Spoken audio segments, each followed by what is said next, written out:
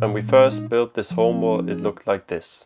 But after some years of more climbing experience, I realized that we made a big mistake when building this wall. Now you may ask yourself why I think we made a big mistake, because it looks really nice, right?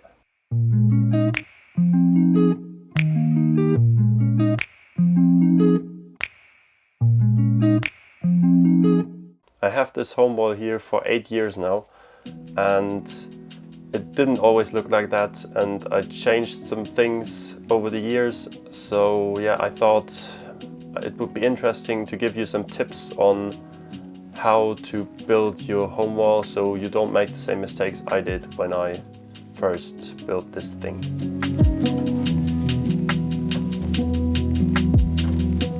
I think the most important thing to think about when you build a wall like this is at first the wall angle. So you have to consider how much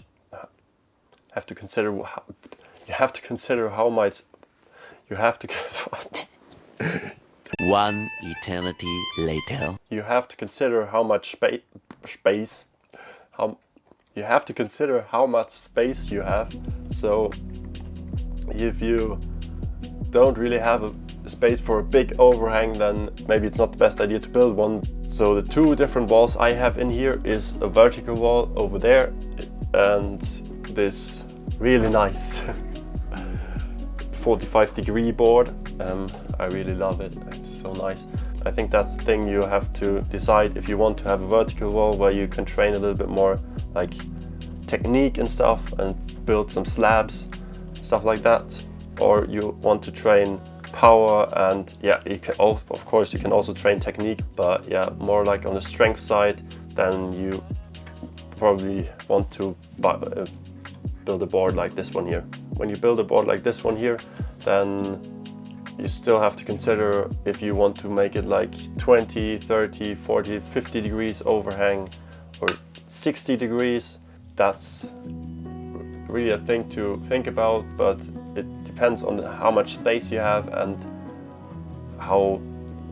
what you want to train on it. But I think like 40, 45 degrees is a really nice angle to train.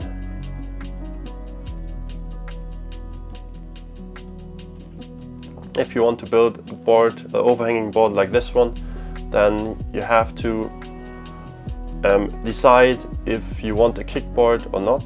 I have one.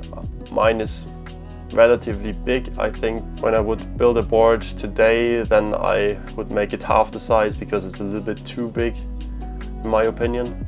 But I think it's a very nice thing, especially if you have like a big mat like this one in here, then it's very nice to not start like directly into the overhang.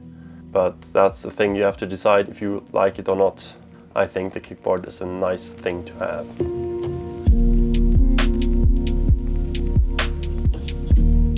And we have a very big and thick mat.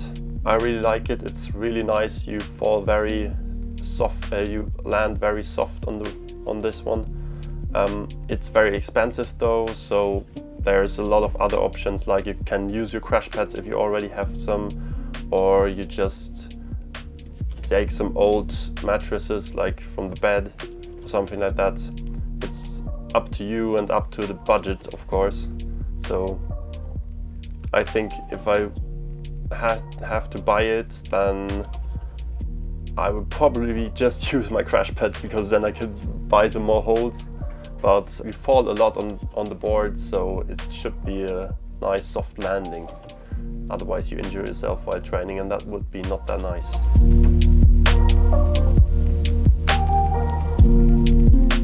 So let's get to the big mistake we made when building this thing the first time. Building a wall like this, you should not build two angles in one wall.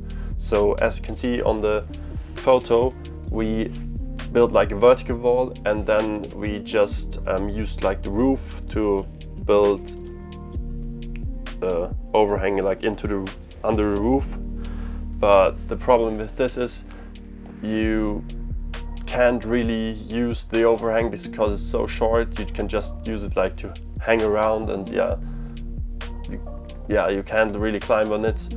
So I would say in like small home walls like this, when you don't have a lot of space, stick with one angle, just go with like 40 degrees or 20 degrees through the whole wall, and yeah, that's a lot better than just going up and then like this.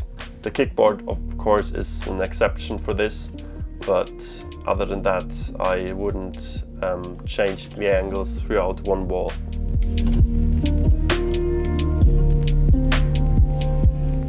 You have to think about which holes you want to use. If you only use holes with wooden screws, then you can just take the wood and put it on the wall.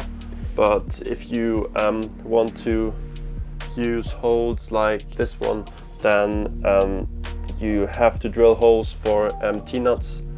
I think you should do it either way, because at some point you maybe get some holes like this and then it's nice. I've put like every 20 centimeters one hole, and then in between all four I have put one in the middle a few years back because I needed more options. Another thing to think about setting and the holes is if you want to have a feed follow board or if you want to use more footholds. On mine I have like a little combination, I would say. It's a bit of both. I have footholds all over the board, but I can still use it as a feed follow board if I want to. But yeah, if you want to know more about feed follow versus not feed follow, then maybe I'll make a separate video about this because I think it's an interesting topic. I would really like to know if you plan to build a home wall yourself right now, or if you already have one. And if you already have one, feel free to give some tips in the comments down below, or if you disagree with things I said, then also leave it down there. It would be really interesting to see what you guys have for what your opinions are. And yeah, thank you guys for watching. I hope I could help you with this video, and I see you guys in the next video. Last week I made a video about crash pads and tips on buying a crash pad. So if you're interested in this topic, then make sure to check it out. It's somewhere here on the screen, so make sure to check it out. Yeah, now that's it. I think I've talked enough today.